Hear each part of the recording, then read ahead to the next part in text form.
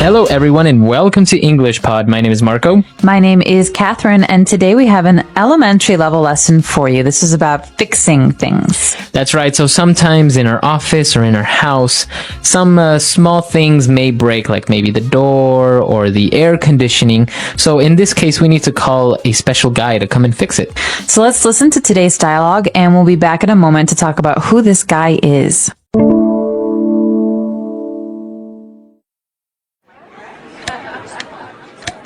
The air conditioning is not working. We need to call a handyman before we start to fry in here. Dan is on top of that. I think they are also getting the handyman to fix the bathroom toilet that keeps clogging up. That would be convenient. They might as well ask him to fix the electrical wiring. The circuit breakers keep going out all the time. It's really annoying. Yeah, you're right. This office is falling apart. Frank told me the other day that the gutters outside were clogged, and that's why the parking lot was flooded. I know. I was in ankle-deep water trying to get to my car that day. The handyman definitely has his work cut out for him. All right, we're back. So now let's take a look at some of those keywords and phrases on Language Takeaway. Language takeaway.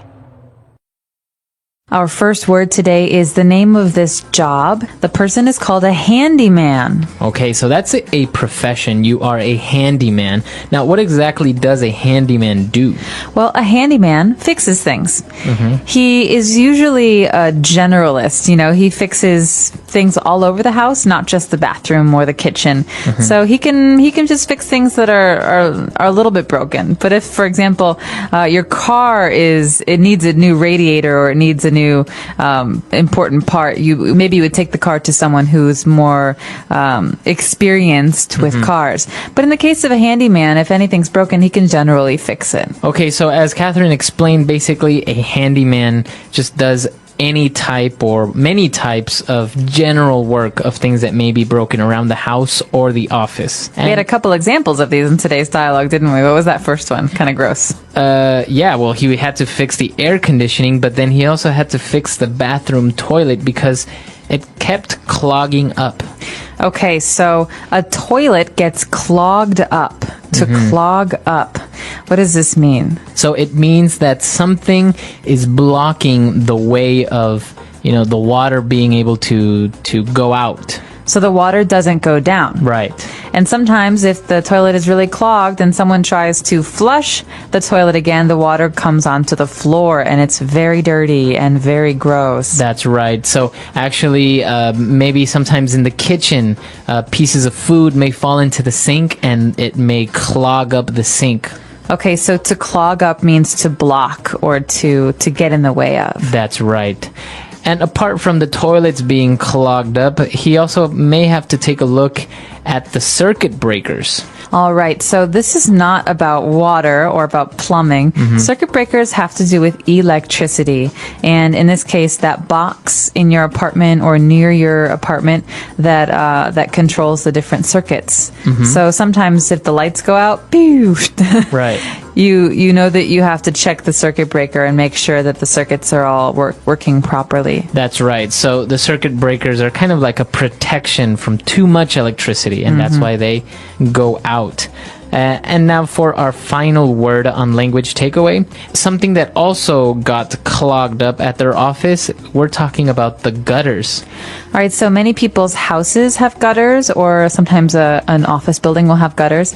These are trays on the roof of a house or a building that will catch the water when it rains. Because, sometimes rainwater can be very, very heavy, and it's dangerous on your house, on the roof of your house, because it can hurt the roof. But if it comes into this gutter, into this little tray, then it will come down and fall on the ground. So these are a way to protect your roof. But these often get clogged up with leaves and with garbage. That's right. So they're like small little ways or little roads, if you want to call them, where the water can go and escape and go into a specific place.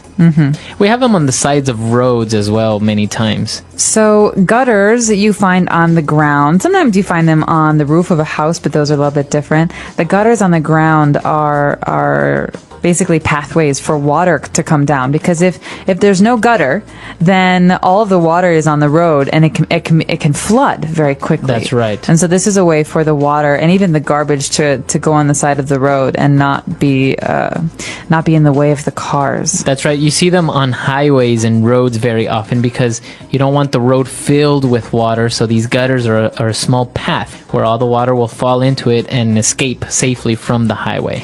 That's right. All right, so that's all the time we have for language takeaway. Why don't we go back, have another listen to the dialogue, and we'll be back soon with Fluency Builder.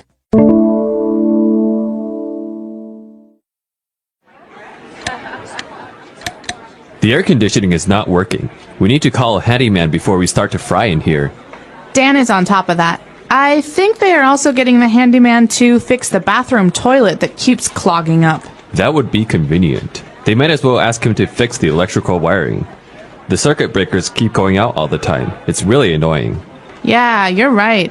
This office is falling apart.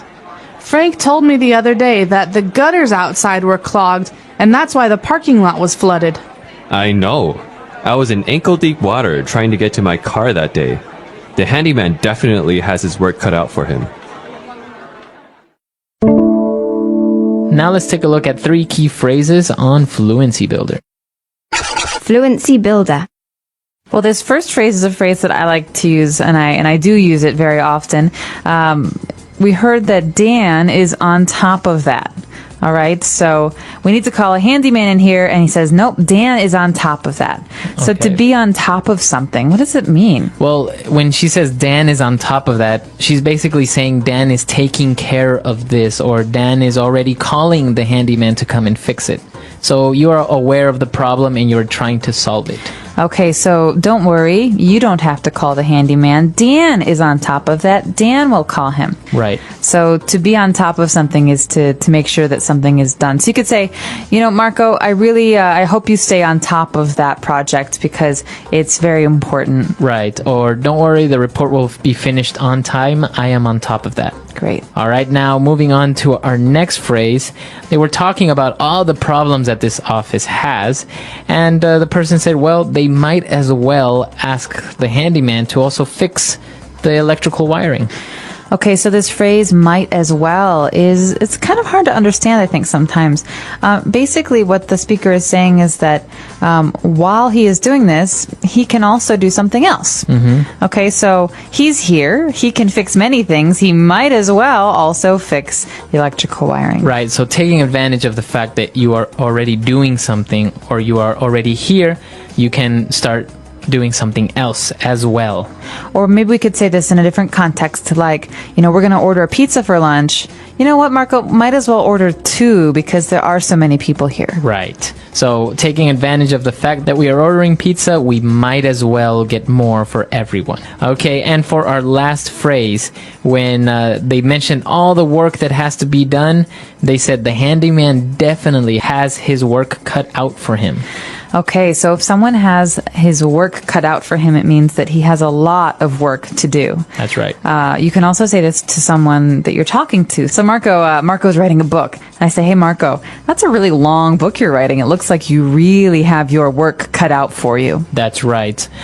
Or maybe this project is really difficult. I really have my work cut out. Mm-hmm. Okay, so you're basically saying I have a very hard time ahead of me. Mm-hmm. Okay, so that's all the phrases we have for you. Why don't we have a listen to our dialogue one last time?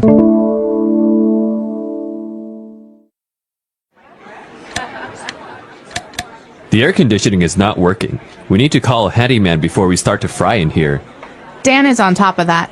I think they are also getting the handyman to fix the bathroom toilet that keeps clogging up. That would be convenient. They might as well ask him to fix the electrical wiring.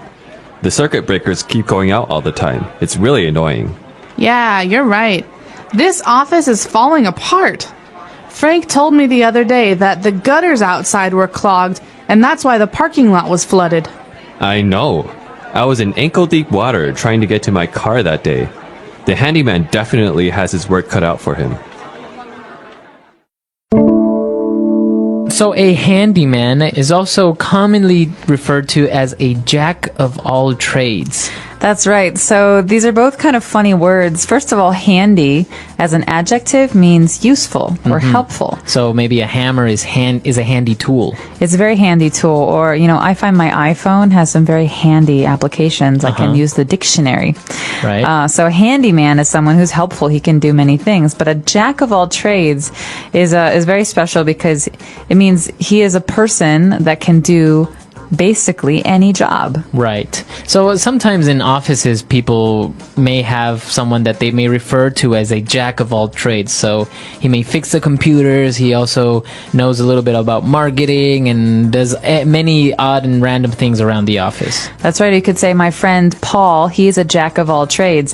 He can fix a car. He can cook. He can, fix a door or a window, but he can also sew. So he's a jack of all trades. He has many, many skills. That's right. And talking about these skills, being a handyman is not a profession per se. It's actually a trade. That's right. And so we say this because it's something that you normally do with your hands, and you don't have to go to university to study it. You maybe have an apprenticeship where you study by working. And it's one of a few very, very important trades like being a plumber or an electrician. But a handyman is more general. Like we said, you can do many different things. That's right. So very interesting. There are many trades out there. Maybe you can come on the site and mention some of these that you may know. Like, for example, a very well-known trade is a cobbler, a person that makes shoes, right? Makes shoes or it's a very fixes weird shoes. word, though, because shoes and cobbler don't seem to have much to do with each other. Yeah. Well, many trades like this. I know before they used to be blacksmiths. Right? So many types of trades. And of course, if you have any other questions or doubts, you can visit our website, englishpod.com. We hope to see you guys there. Bye. Everyone.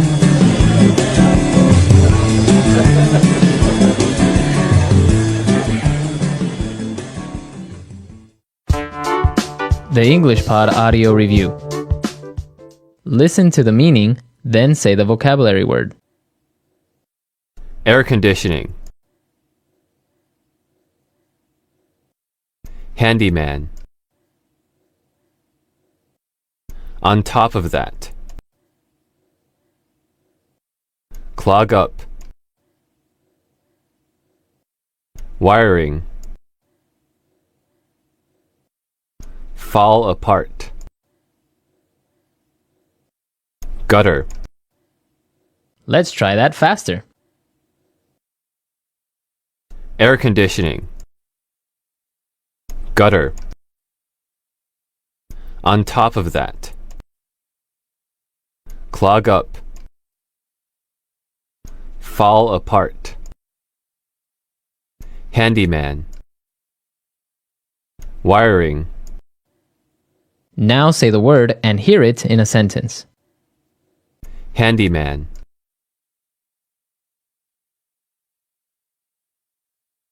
My dad is a handyman.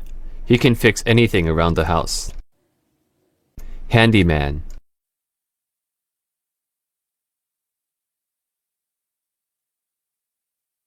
The handyman came in yesterday to fix the leaking roof, and he also replaced the leaking faucet. Handyman.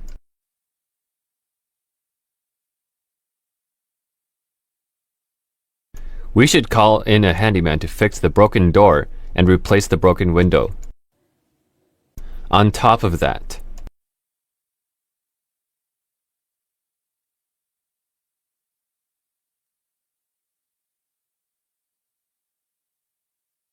I have so much work this week. I have 2 separate projects due on Friday, a proposal to write, an interview to do, and on top of that, I have to make a presentation to my boss. On top of that.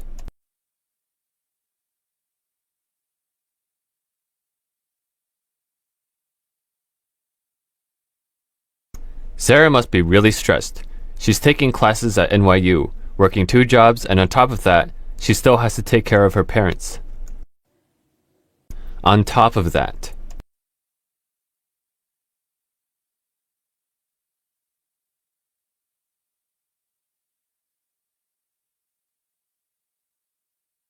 Kevin is so sweet. For our anniversary, he took me to a surprise dinner, gave me a bottle of my favorite perfume, and, on top of that, bought me 100 roses.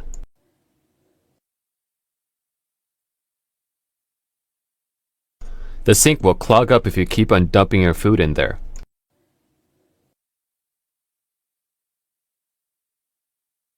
The streets are clogged up with traffic every morning and evening.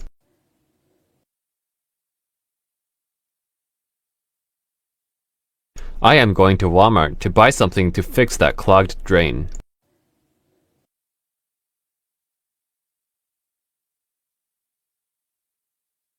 I am free any day of the week, so you can come in whenever it's convenient for you.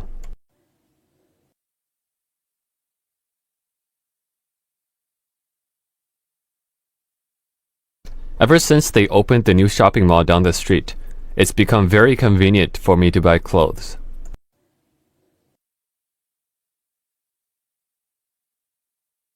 Would it be convenient for you to pick up some bananas on the way home?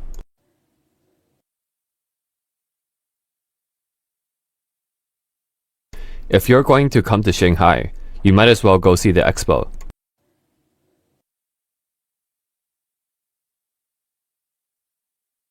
I am going to the convenience store, so I might as well get some dinner.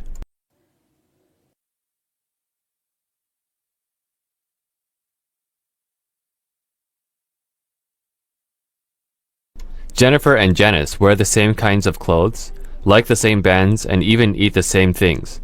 They might as well be twins.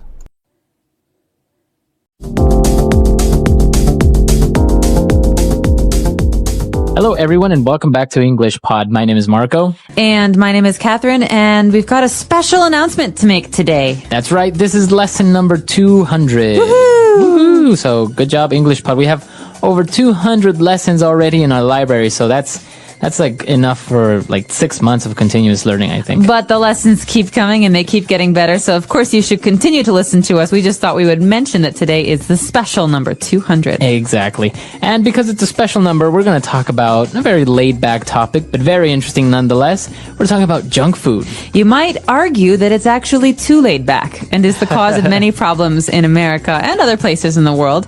Junk food is unhealthy food. So let's take a listen to today's dialogue and we'll be back in a moment to talk about what's going on.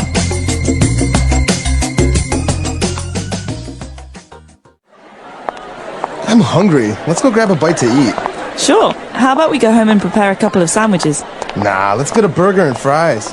All you ever do is have unhealthy fast food. Pizza, fries, burgers, and hot dogs. You have to start eating better. What are you talking about? I have salads sometimes. Yeah, right. I'm serious. You should also cut down on your sugar intake as well. You drink carbonated drinks that are high in fructose syrup. It's really not healthy. Fine, I'll start drinking water and having home-cooked meals that are low in fat. Are you happy now? It's a start, but I'll be happy when I see you stick to your promise.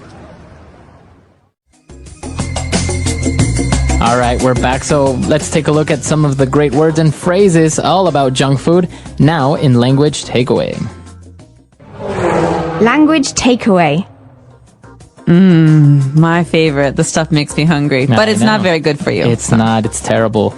And especially his favorite food was burger and fries. Oh, had it for dinner last night. Really? You had burger and fries? Yeah, maybe. Well, it's not very healthy, and there's a great way to describe this. The word is unhealthy. All right, so yes, as you say, it's very unhealthy. Well, yeah, because you get fat, they're very high in calories, so it's unhealthy, so that means it's not good for you. That's right. So just a reminder, in English, when we hear the word unhealthy or unhappy, this means not healthy. That's not right. happy. Un is a prefix that means not. Okay, and talking about unhealthy food, in general, what are we talking about? We're talking about fast food. Okay, so this might require a story. What is the meaning behind fast food as opposed to slow food? Because there is no slow food, right? I think now they have it in like France or something like that. They talk about slow food. But anyways, fast food is food that is prepared very quickly. So you go, you order, in 2 or 3 minutes, you have your entire order ready to go. Okay, so maybe this is the food that I could get at McDonald's or Burger King, where they make it very, very quickly, and I can go home or I can go to the office with my food ready. Exactly. So fast food, very popular among countries, very popular nowadays among busy people who have no time to sit down at a restaurant or eat, or sit down and have a proper lunch. Fast food. And one of the important drinks at a fast food restaurant is a carbonated drink. So this carbonated, what does this mean? This is actually the fancy word for soda or for fizzy drink. Fizzy, okay, so something that's carbonated has bubbles. Yeah, it has bubbles. For example, a lot of Europeans drink carbonated water. That means water with bubbles in it. That's right. So actually the bubbles are caused because the drink has a high concentration of a certain gas, such as carbon. So that's why it has all these bubbles and it's fizzy, like Coca-Cola, for Right, example. Coca-Cola or Sprite, these are carbonated drinks. Very good. So you have carbonated water and you have carbonated soda. What is the thing that makes soda different? What is it that makes soda taste so good? It's sweet, and the ingredient that makes it sweet is called fructose syrup. Fructose syrup is essentially sugar. Yeah, and it comes from corn, I believe, right? That's right. So you can also hear the name corn syrup. And this is a sweet syrup that comes from corn that makes drinks like Sprite and Coca-Cola taste so good. It's also very unhealthy for you. Yes, because it has a lot of calories. So that is one of the main ingredients in soda. Now you know you have fructose syrup. All right, so that's all we've got for language takeaway. Let's take another listen to today's dialogue. We'll be back in a second. I'm hungry. Let's go grab a bite to eat. Sure. How about we go home and prepare a couple of sandwiches? Nah, let's get a burger and fries. All you ever do is have unhealthy fast food. Pizza, fries, burgers, and hot dogs. You have to start eating better. What are you talking about? I have salads sometimes. Yeah, right. I'm serious. You should also cut down on your sugar intake as well. You drink carbonated drinks that are high in fructose syrup. It's really not healthy. Fine, I'll start drinking water and having home-cooked meals that are low in fat. Are you happy now? It's a start, but I'll be happy when I see you stick to your promise. All right, we're back. So now we have a couple of great phrases that we heard along the dialogue. So let's take a look at those now in Fluency Builder. Fluency Builder. All right, so starting off, this is a very interesting phrase because we saw it in the first sentence and it says, let's go grab a bite to eat. Let's grab a bite to eat. So to grab is to hold something with your hand, okay, to do it quickly. He grabbed my arm. So to grab a bite to eat, a bite is a small taste. We're going to have a quick meal. So after work, you want to go grab a bite to eat? That means let's go have something to eat quickly. Yeah, I'll be there soon. Let me just grab a bite to eat. So a bite is a little bit. It's a small amount of food. Now for our next phrase, it's very important because I've noticed that a lot of our English learners make the mistake of using this phrase. It's how about. How about? So in today's dialogue, the phrase is, how about we go home and prepare a couple of sandwiches? So how about is used as a suggestion is, how do you feel or what do you think of going home and preparing a couple of sandwiches? So another way to say this is, why don't we go home and prepare some sandwiches? Exactly. But commonly, English learners make the mistake of using how about as a way of saying, how was it or how is it? So for example, how about your weekend? Wrong. Okay? So how was your weekend? Exactly. So how about is usually used when we make a suggestion. How about we go see a movie on Saturday? Or how about we go to my parents' house for Christmas this year? Or finally, how about you get another job so that we can have more money to spend on going out to eat? Very good. So how about, these are all suggestions. Why don't you get another job? Why don't we go to our parents' house for Christmas? So you can't say, how about your weekend? You say, how was your weekend? Yeah. So there's a big difference there. Very good. So make sure to stay away from that typical mistake using how about. Now, moving on, we were talking about fast food and how it's bad for you. And she said, you know what? You should also cut down on your sugar intake. So to cut down, that's a phrasal verb. That's right. Cut down. So that means to decrease. I'm trying to cut down on the amount of soda that I drink. Or I'm trying to cut down on how much I spend on the weekends. Okay, so to cut down means to decrease or to lessen. Very good. And for our last phrase, the whole thing that we're talking about and one of the favorite meals for everyone, burger and fries. Okay, so this is one of many combinations for meals. You can have burger and fries, which is a hamburger and French fries. So oftentimes you'll say, hey, let's go grab a burger and fries. Yeah. Another combination, especially in England, is fish and chips. Yeah, fish and chips. Fish would be a fried fish sandwich, and chips would be French fries as well. That's right. So, and actually in England, they call French fries, they call them chips. So if you're confused by the word chips or potato chips and French fries, these are different things in different places. But if you're talking to an American, French fries is the way to go. Or for a while, they were called freedom fries. Well, we don't need to talk about that. We can talk about that in a later lesson. But for now, the phrase is burger and fries. All right, so let's listen to our dialogue for the very last time.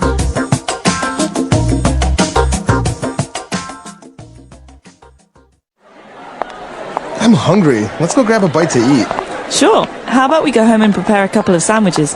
Nah, let's get a burger and fries. All you ever do is have unhealthy fast food. Pizza, fries, burgers, and hot dogs. You have to start eating better. What are you talking about? I have salads sometimes. Yeah, right. I'm serious. You should also cut down on your sugar intake as well. You drink carbonated drinks that are high in fructose syrup. It's really not healthy. Fine, I'll start drinking water and having home-cooked meals that are low in fat. Are you happy now? It's a start, but I'll be happy when I see you stick to your promise.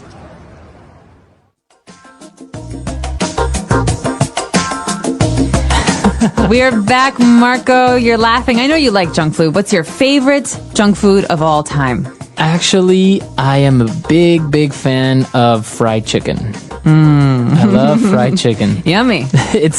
I don't know. I think it's really greasy and oily and it's very bad, but I can't help it. It's very good. You can buy bags of it in America. I Get know. like a pound bag. You buy of it fried by chicken. the pound in America, right? Yep, you pay for how much it weighs. Wow, that's amazing. I actually really enjoy it, but places like Kentucky Fried Chicken, they're too expensive for fried chicken. Yeah, you don't necessarily want to go there. There's other places that are a lot more maybe traditional that are pretty good. How about you? What is your favorite junk food?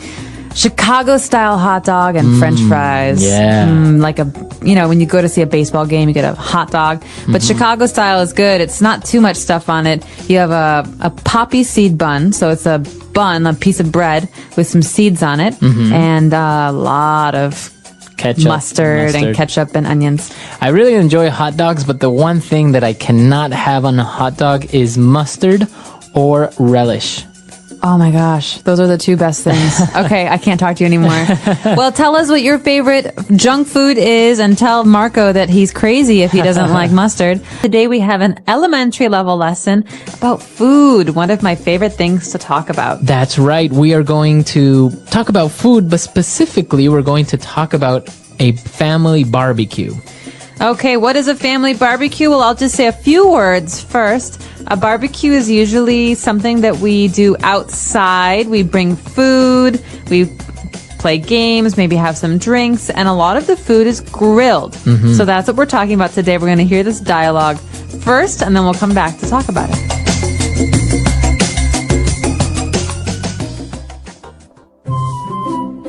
Is everything ready for the big family barbecue tomorrow?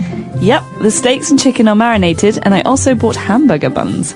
We should also cook a couple dozen hot dogs and kebabs. Yeah, good idea. We could put some lawn furniture outside next to the grill. I also set up the tent outside so we can hide from the sun if it gets too hot. Great! I asked Grace to bring cups and serviettes, as she is also bringing 2 big coolers for the beers. This is going to be a great barbecue. Oh no, it's raining!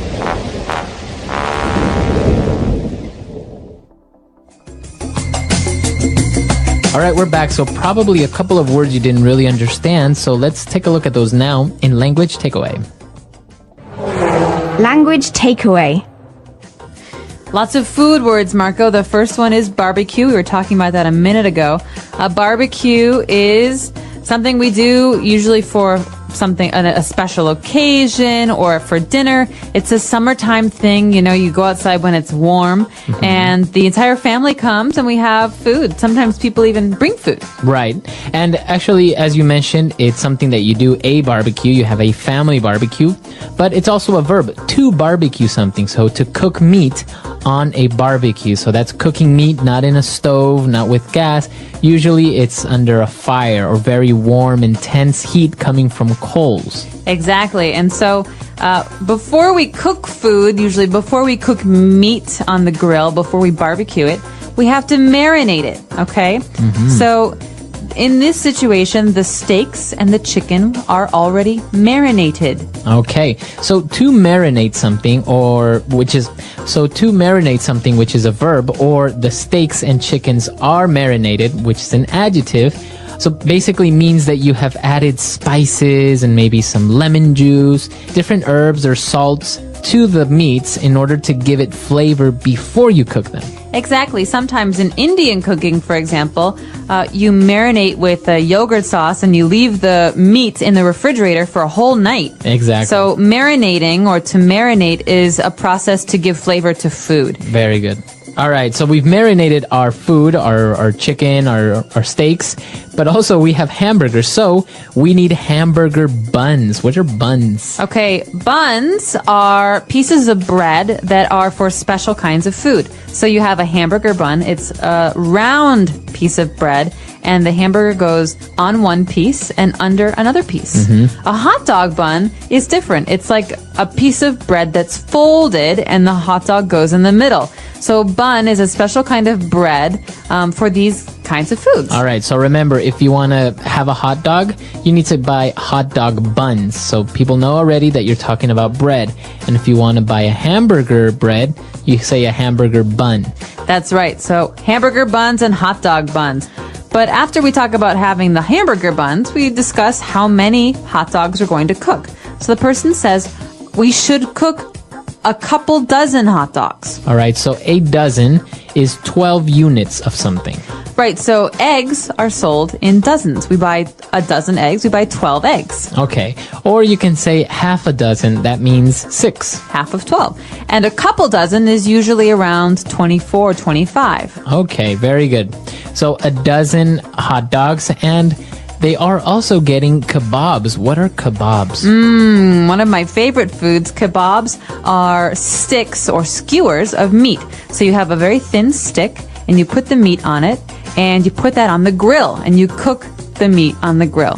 So, yeah, those are very common. For example, in the Middle East, right? You have kebabs, sticks of meat, and also maybe some vegetables put on it, and you grill them. Exactly. Very flavorful, very tasty meat. All right, so why don't we listen to our dialogue again, and we'll come back shortly to look at some more words. Is everything ready for the big family barbecue tomorrow? Yep, the steaks and chicken are marinated, and I also bought hamburger buns. We should also cook a couple dozen hot dogs and kebabs. Yeah, good idea. We could put some lawn furniture outside next to the grill. I also set up the tent outside so we can hide from the sun if it gets too hot. Great! I asked Grace to bring cups and serviettes, as she is also bringing 2 big coolers for the beers. This is going to be a great barbecue. All right, we're back. So now why don't we go to a second part of language takeaway and take a look at 5 more words. Language takeaway. All right, the first word that we're going to look at is lawn furniture. So we're going to have lawn furniture outside. Okay, so before we even start thinking about food, we have to decide where people will sit at this barbecue. And so we have to find out how much lawn furniture we have. Furniture can be a sofa, a table, a chair. We have furniture in the house, but lawn furniture is furniture for the outside. A lawn is Right. the green grass outside your house. So it's usually not going to be made out of wood, for example, because if it rains, it might get ruined, right? So usually it's either plastic or maybe even rock or stone. Or metal. Or metal. So that's what lawn furniture is. Furniture that is made to be outside in your backyard, for example, or that sits on your lawn.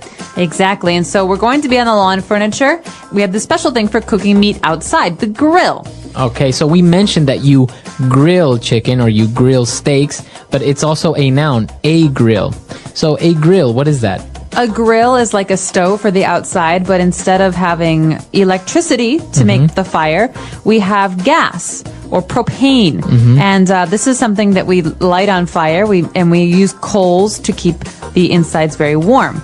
And so this is just a way to cook meats or even vegetables outside. Okay, perfect. So that is a grill. And if you're going to cook foods or vegetables in this way, so you're going to grill them. All right.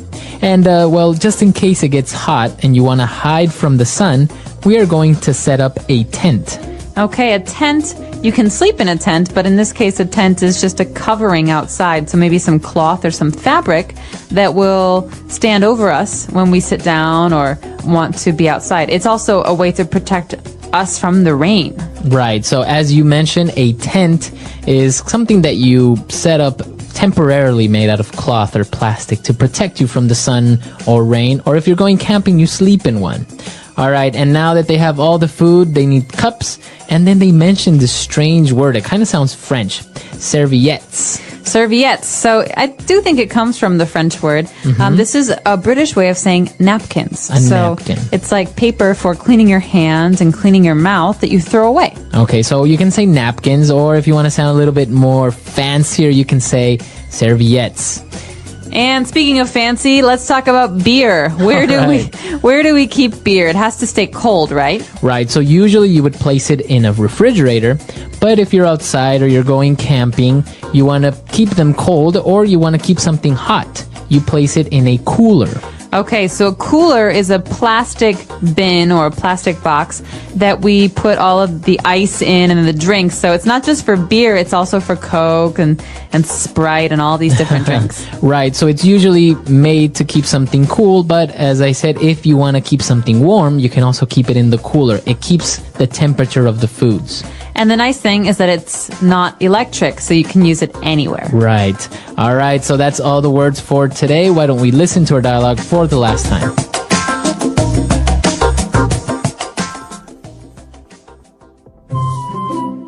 Is everything ready for the big family barbecue tomorrow? Yep, the steaks and chicken are marinated, and I also bought hamburger buns. We should also cook a couple dozen hot dogs and kebabs. Yeah, good idea. We could put some lawn furniture outside next to the grill. I also set up the tent outside so we can hide from the sun if it gets too hot. Great! I asked Grace to bring cups and serviettes, as she is also bringing 2 big coolers for the beers. This is going to be a great barbecue. Oh no, it's raining!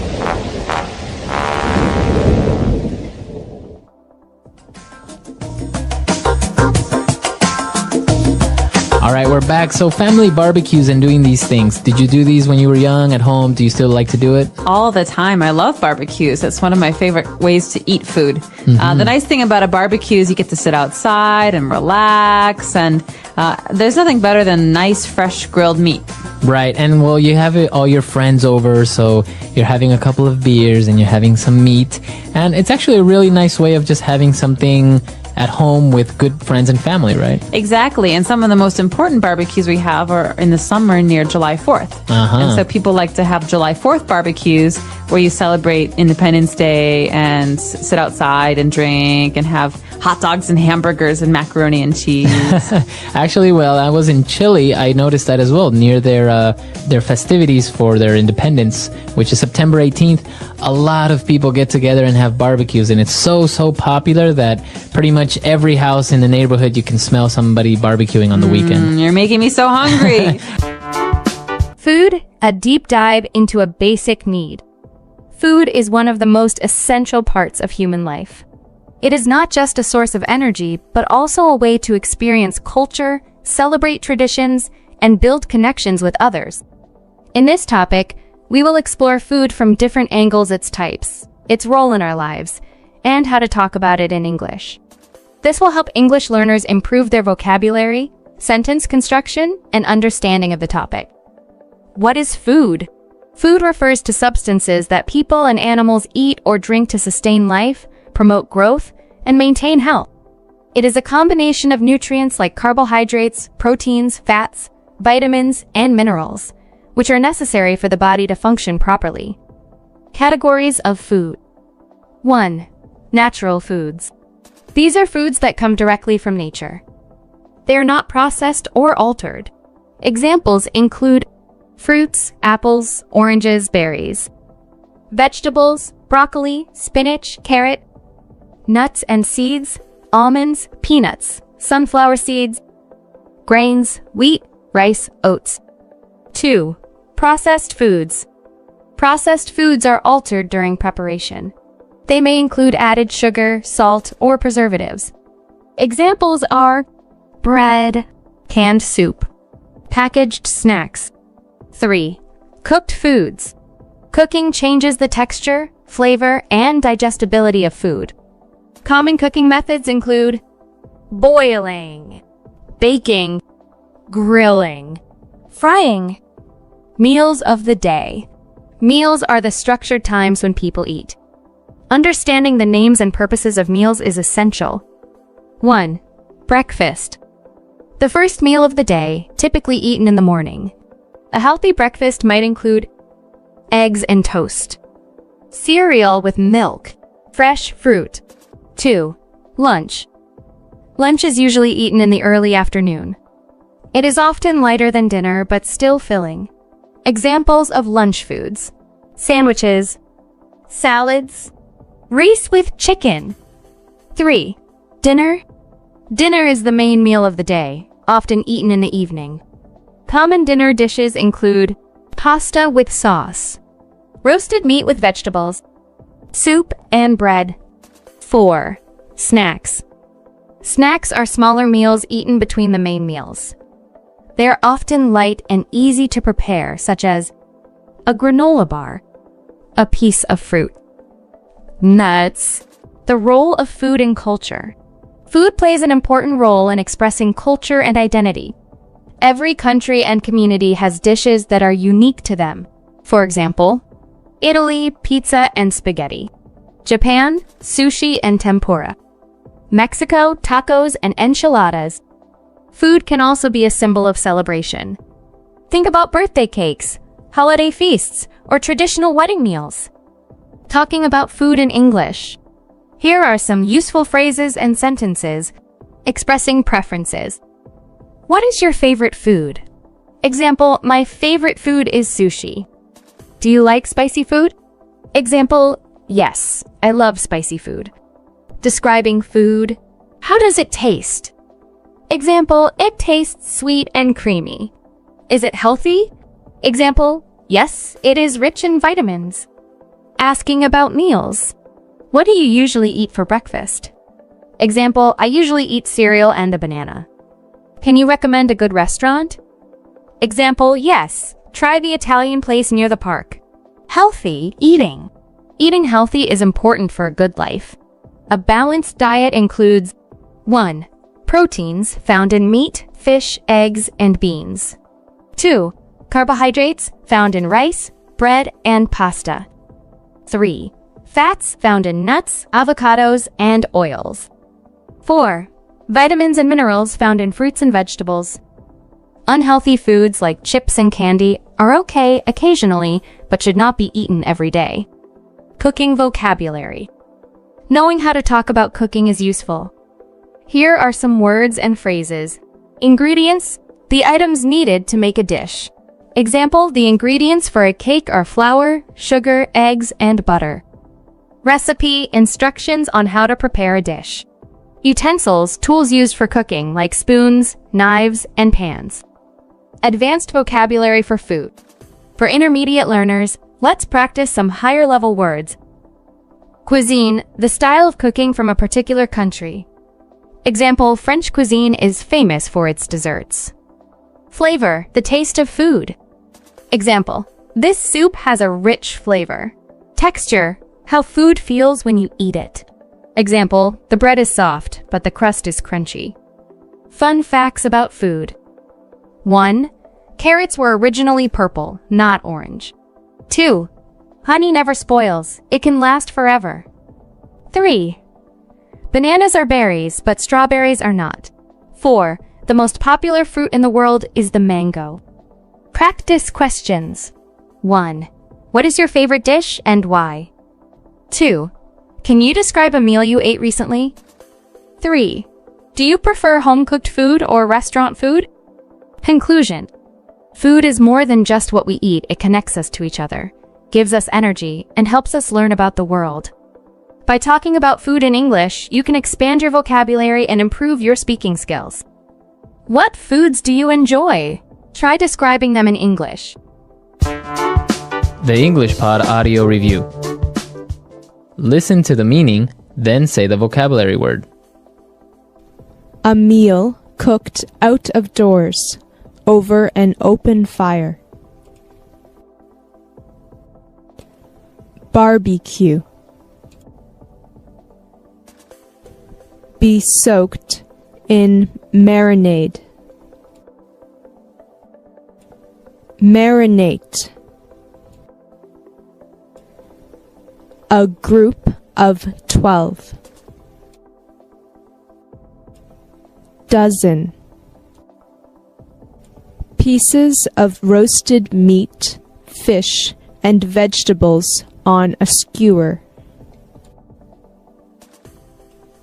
Kebab. Utensil with a metal grate, parallel metal bars, for cooking over a fire. Grill. Portable shelter of canvas, held up by poles, rope, and pegs. Tent. A small square of cloth or paper. Serviette. A container, vessel, or apparatus for cooling. Cooler. Furniture intended for use outside in the yard. Lawn furniture. A round bun shaped to hold a hamburger patty. Hamburger bun. Let's try that faster. A round bun shaped to hold a hamburger patty. Hamburger bun. A meal cooked out of doors, over an open fire. Barbecue. A container, vessel, or apparatus for cooling. Cooler. Be soaked in marinade. Marinate. Utensil with a metal grate, parallel metal bars, for cooking over a fire. Grill. Portable shelter of canvas, held up by poles, rope, and pegs. Tent. Pieces of roasted meat, fish, and vegetables on a skewer. Kebab. Furniture intended for use outside in the yard. Lawn furniture. A group of 12. Dozen. A small square of cloth or paper. Serviette. Now say the word and hear it in a sentence. Barbecue.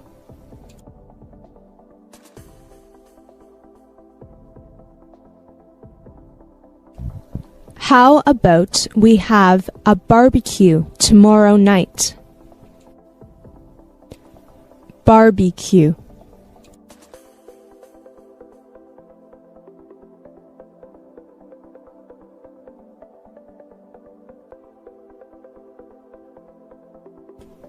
In the summertime at dinner, there is always the smell of someone in our neighborhood having a barbecue. Barbecue.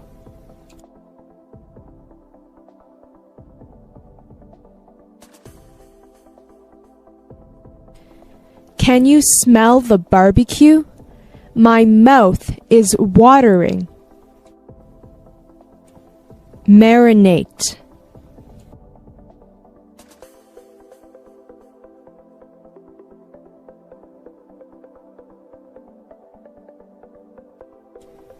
Marinated steaks are much more tasty and juicier than regular steaks.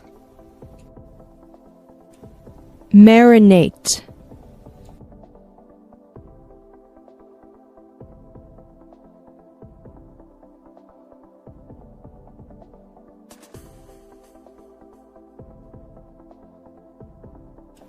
The only thing I know about my friend's secret recipe is that she marinates the chicken breasts overnight. Marinate.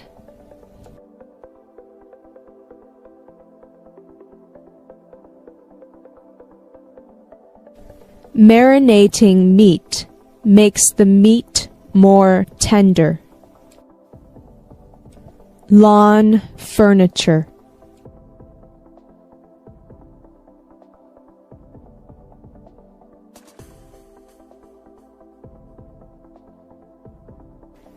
We have a whole bunch of lawn furniture and a swimming pool in our backyard. Lawn furniture.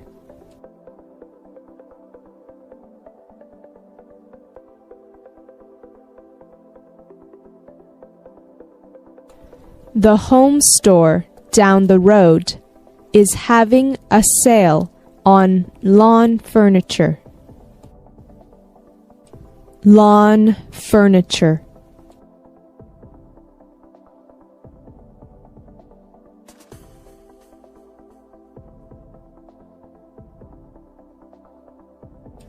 The party ended abruptly when people started throwing the lawn furniture into the pool. Grill.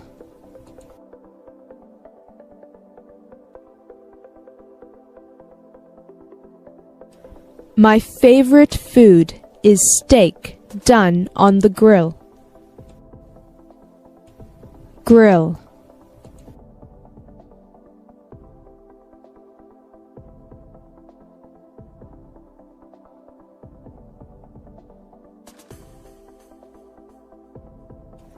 After you finish cutting up the vegetables, wrap them in some aluminum foil and place it on top of the grill.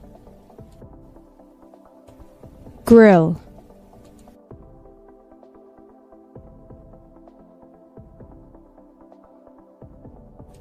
You should always clean the grill after you use it. Cooler.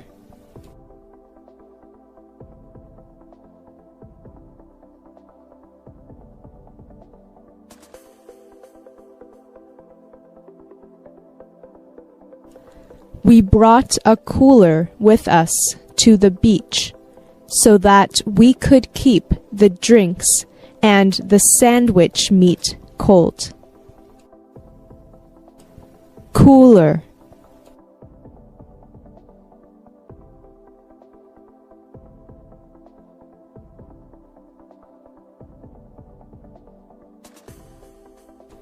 He filled up a cooler with ice and then placed the medical specimen carefully inside. cooler.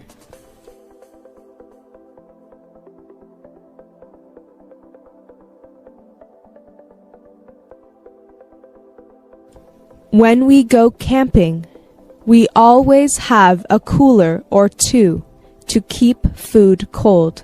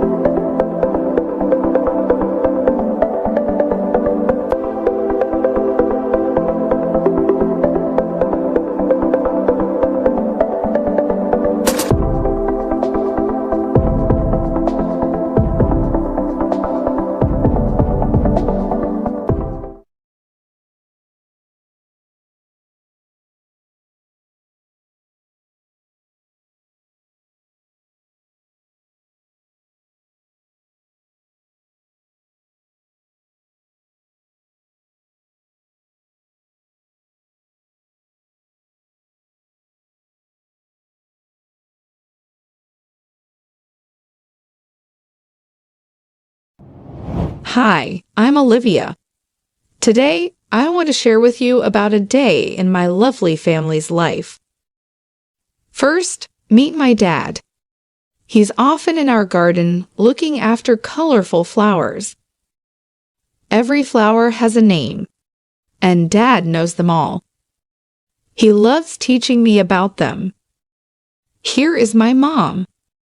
She's often singing a happy tune while she knits. She's the one who makes sure we have warm sweaters for the cold winter days. Do you know? They met at a music concert a long time ago and have been together ever since. Then there's my elder brother, Jake. If he's not in school, he's in the garage. He loves fixing things, especially his bicycle. I'm his younger sister, and he's always showing me how to ride safely. We often race each other around the block, laughing as we go. Now, let's not forget my loving grandparents. They have a special spot in the living room where they love doing crossword puzzles. They have so many memories and stories. They often talk about the days they danced at local festivals. We love looking at their old happy photos where they wear bright, colorful clothes. Wait, there's more. My twin cousins, Lucy and Luna, are always a bundle of joy. They are always playing, laughing, and running around. Their parents, my dear uncle and aunt, often share tales of their latest travels. On each visit, they surprise us with interesting little gifts from places they've been. Lunchtime is special. We all gather, enjoy Mom's delicious pies, and chat about everything. Sometimes, for a treat, Dad makes a sweet lemonade, which Jake and I absolutely love. As the evening comes and the stars begin to shine, we gather outside. We talk, laugh, and enjoy being together. My family is all about love, fun, and precious moments. Welcome, my friends. I hope you all are doing well. Today, I have something truly special for you. We all know that English is the most important language in the world. If you want a good job, you should know English. If you want to travel the world, you should learn English. If you want to start a business, English will help you connect with international clients. Even if you just want to watch movies, listen to music, or scroll through social media, English is everywhere. But have you ever stopped and asked yourself, why is English the global language? What makes it so special? how did one language dominate the entire world while thousands of others faded into the background? And most importantly, how can English change your life? Today, we are going to uncover the shocking truth behind why English became the most powerful language in the world. But before we begin, make sure to subscribe to our channel so you never miss an important lesson like this one. Now let's start with the real reasons behind English's global domination. Let's go back in time. 1,500 years ago, English was not the global language. In fact, it was just a local language spoken by a few small groups of people in England. At that time, powerful languages were Latin, Greek, Chinese, and Arabic. These were the languages of empires, trade, and religion. English was considered a simple, unimportant language spoken only by people in a small island nation. So, how did it go from a small language to the #1 language in the world? The answer lies in history, power, and globalization. Now imagine this. It's the 1600s, and England is a growing power. But England is not the biggest country in the world. Other empires like Spain and France are much stronger. But England had a secret weapon. Its navy. The British built one of the strongest navies in history. They started traveling, conquering, and colonizing different parts of the world. Soon, India, Africa, Australia, and parts of America were under British control. With British rule came the English language. Here's the key part. Even after these countries gained independence, English remained the language of government, business, and education. That's why even today, India, Nigeria, and South Africa still use English as an official language. Now that we understand how the British Empire spread English across the world, let's move to the next chapter of this story.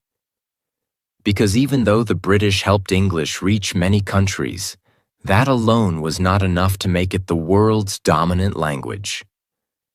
There was another major event that changed everything, something even bigger than the British Empire. And that event was the rise of the United States of America. The year was 1945. The world had just gone through one of the deadliest conflicts in history, World War II. Many of the most powerful countries like Britain, Germany, and France were left in ruins. Their economies were broken, their cities were destroyed, and they had lost millions of people in the war. But there was one country that became stronger than ever, the United States. Unlike Europe, America did not suffer massive destruction on its land. Instead, its economy had grown even more powerful during the war. It had the strongest industries, the most advanced technology, and the most stable government. And with great power comes great influence. After the war, America started leading the world in almost every area: politics, economics, science, entertainment, and technology. And with America's rise came the second great wave of English dominance. Let's break it down. 1. The dollar became the world's money. One of the biggest reasons English became so dominant was because of money. After World War II, the American dollar became the most powerful currency in the world. Almost every major country started using the dollar for international trade, banking, and business. Think about this. When countries buy oil, they pay in dollars. When businesses trade across borders, they use dollars. When people invest in global markets, they rely on the American financial system. And because money and business go hand in hand, the language of business became English. Even today, if you want to work for an international company, negotiate deals, or start a global business, you must know English. 2. America created modern entertainment and pop culture. The second major factor that made English so powerful was Hollywood and the music industry. During the 20th century, America became the world's entertainment leader. Before this, people around the world enjoyed local movies, music, and literature in their own languages. But after the war, Hollywood movies and American music started dominating the entire world. The biggest films were made in Hollywood. The most famous music artists were from America. The most popular TV shows were in English. As a result, more and more people started watching movies in English, listening to English songs, and dreaming of speaking English like their favorite stars. Even today, the most successful music albums, Netflix shows, and the Hollywood blockbusters are in English.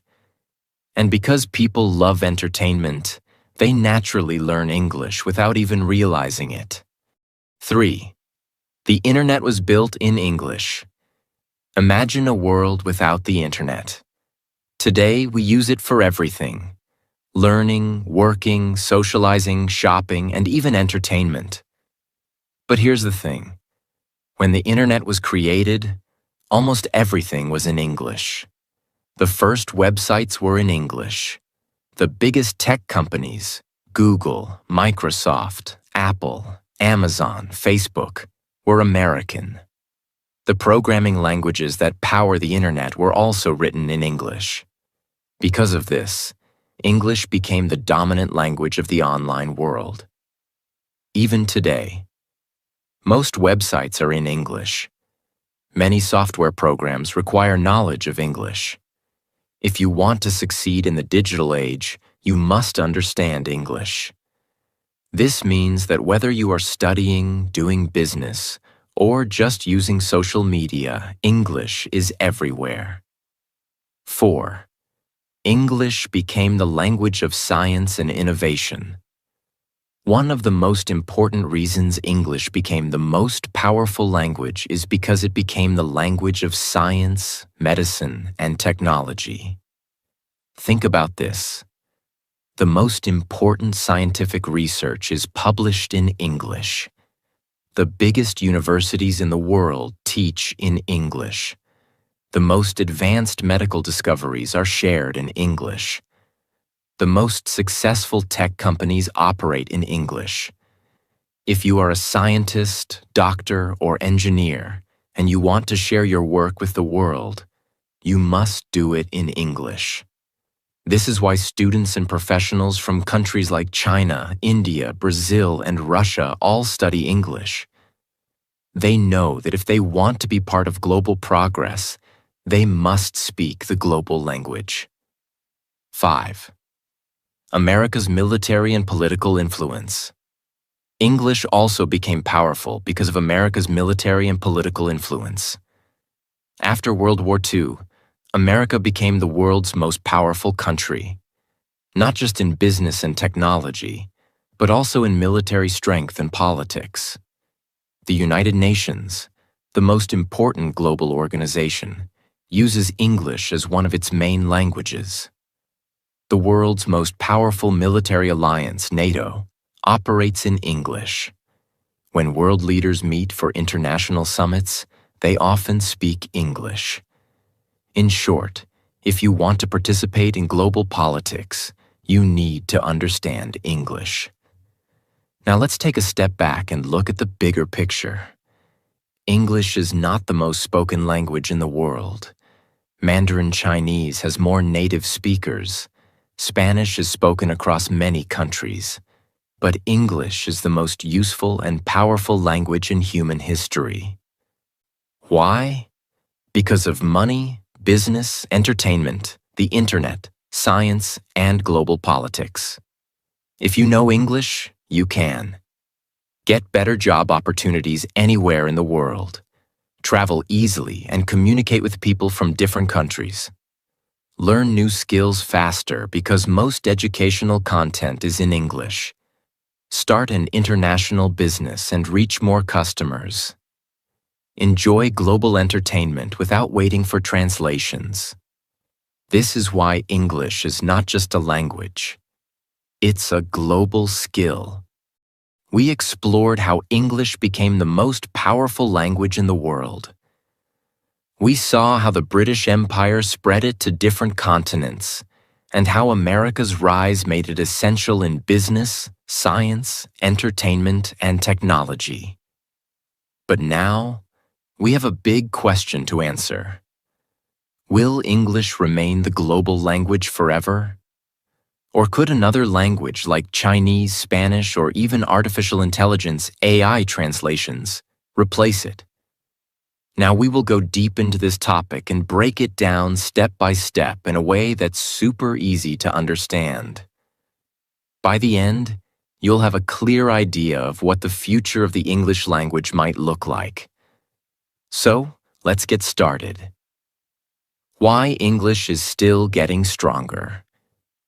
Even though many people ask if English will lose its power, the reality is that English is not just staying strong, it's growing stronger. Let's look at some facts that prove this. A. More people are learning English than ever before. Did you know that right now, more than 1.5 billion people around the world are learning English? That's almost 20% of the entire world's population. Even countries where English is not an official language, like China, Russia, Brazil, and Germany, are making English a mandatory subject in schools. Why? Because parents, students, and professionals all understand one thing. If you know English, you have better opportunities. You can get better jobs. You can study at the world's best universities. You can communicate with anyone around the world. Even in small villages in Africa or remote towns in Asia, English learning centers are opening every day. This means that English is not just a language, it has become a life skill. And this demand is still increasing every single year. B. The digital world runs on English. We live in a world that is completely connected by the internet, technology, and social media. And guess what? The internet was built in English. More than 50% of websites on the internet are in English. Most software programming languages are based on English words. If you want to work in technology, AI, coding, or data science, you must know English. Even social media platforms like Facebook, Instagram, Twitter, and YouTube use English as their primary language. For example, when a new trend starts on social media, it usually starts in English. Most viral videos, memes, and global discussions are in English. Even when people from non-English speaking countries post content, they often use English hashtags to reach a bigger audience. This means that English is not just a language, it is a digital necessity. And in today's world, if something is strong in the digital space, it is strong in the real world too. This is why millions of people in countries like India, China, and Brazil spend years improving their English just to get better jobs. Because in business, knowing English means you have access to higher salaries, international clients, and career growth. So, if a language helps people make money, will they stop learning it? Of course not, and that's another reason why English is still getting stronger. Now, let's discuss the second big question. Could another language take over English as the global language? The answer is, it's possible, but very difficult. Let's look at some of the most powerful languages in the world and see if they could ever replace English. Chinese, Mandarin, the most spoken language. Chinese has more than 1.3 billion native speakers, making it the most spoken language in the world. And China is one of the fastest growing economies with a lot of influence in global trade, manufacturing, and technology. So, Could Mandarin replace English? Here's the problem. Chinese is very difficult to learn. It has thousands of characters instead of an alphabet. Grammar and pronunciation are complex. Even if you learn to write Chinese, speaking it fluently is another challenge. China itself encourages English learning. Many Chinese students and professionals prefer to learn English instead of spreading Mandarin worldwide. For these reasons, Mandarin is powerful but unlikely to replace English. Spanish. The second most spoken language. Spanish is spoken by more than 500 million people and is the official language of over 20 countries. Could Spanish become the next global language? Here's the problem. Spanish is mostly spoken in Latin America and Spain. Outside these regions, it is not widely used. Many Spanish-speaking countries themselves prioritize English for business and education. The digital and tech world is still dominated by English. So, while Spanish is growing, it is not strong enough to replace English globally. Artificial intelligence, AI, and automatic translation. Some people argue that in the future, AI-powered translation will make language learning unnecessary. For example, Google Translate is improving. AI tools can now provide real-time voice translation. In the future, people might just wear AI-powered earbuds that instantly translate any language. So, could AI remove the need for English? Not exactly. Here's why. AI translation is still not perfect. Business leaders, scientists, and professionals will still prefer to communicate directly in one common language. English is already deeply integrated into global culture, business, and education. This means that even if AI translation improves, English will remain the dominant global language. So, what does all this mean for the future? Here's what we can expect. English will continue to grow. More people will learn it. More universities will teach in English, and more businesses will require it. English might evolve.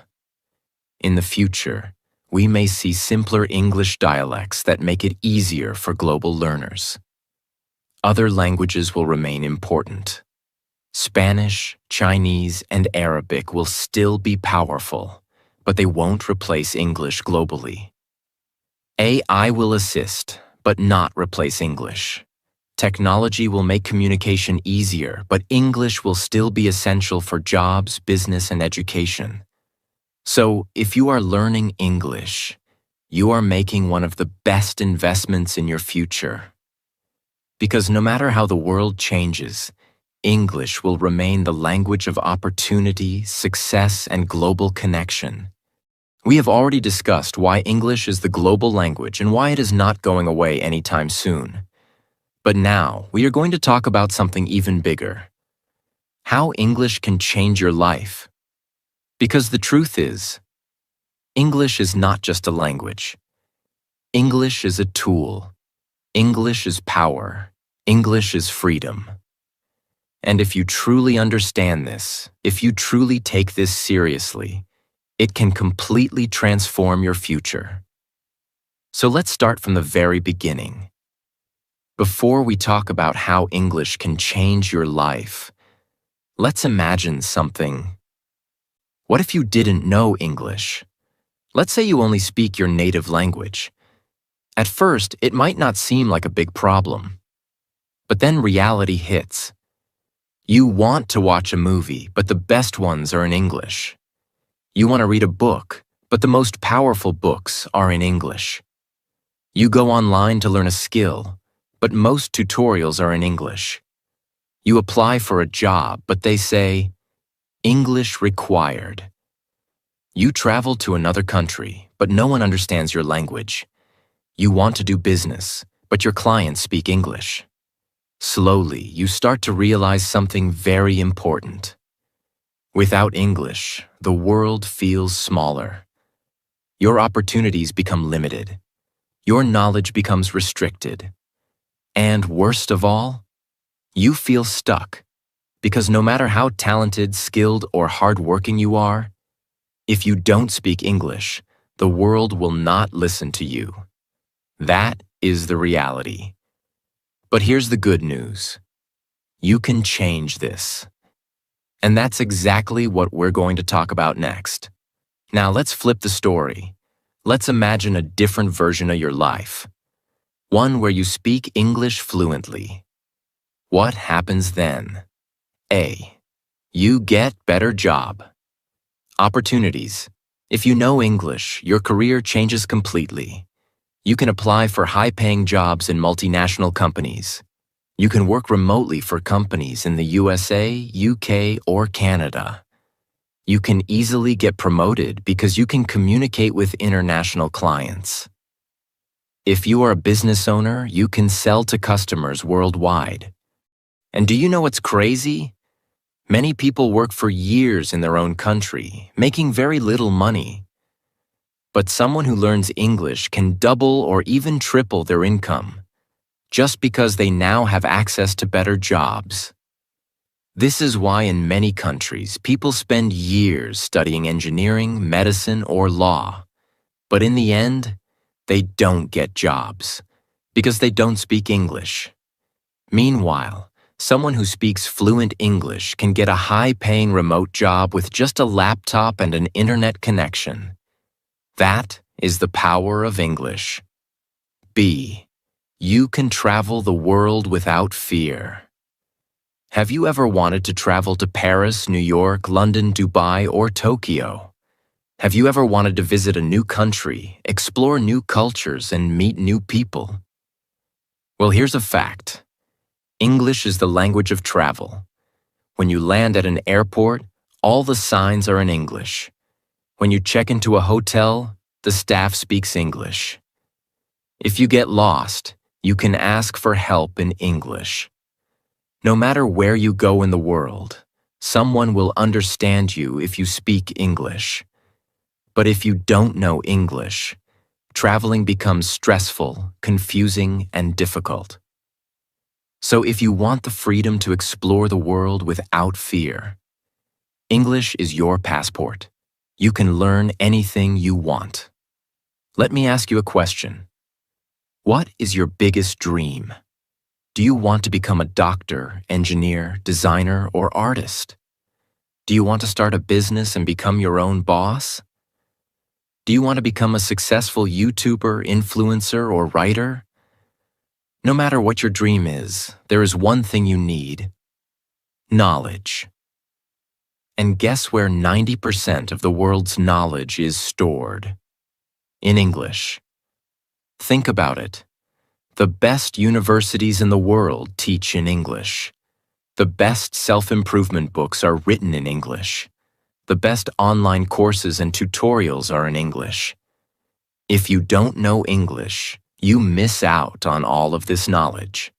But if you do, you can learn anything. You can develop any skill. You can change your life. And that brings us to our final point. At the end of the day, learning English is not just about words and grammar. It's about power. It's about freedom. When you speak English fluently, you no longer feel trapped in your country, in your job, or in your limitations. Instead, you feel confident, strong, and independent. You can communicate with anyone in the world. You can make money from anywhere. You can learn, grow, and achieve your dreams. And that is why millions of people around the world are working hard every day to improve their English. Because they know that English is not just a language, it is a life-changing skill. And now, it's your turn. My friends, we have reached the end of this journey. But before we finish, I want to leave you with a challenge. Don't just listen to this. Take action. Start practicing English every single day. Read, listen, speak, and write in English as much as you can. Don't be afraid of making mistakes. Keep going. And most importantly, never give up. Because one day in the future, you will look back and realize learning English was the best decision of your life. And when that day comes, you will thank yourself for never giving up. So go out there and make it happen. And if you found this video helpful, make sure to subscribe to my channel because I have many more powerful lessons coming your way. Let's learn, grow, and change our lives together. Thank you for watching, and I'll see you in the next video.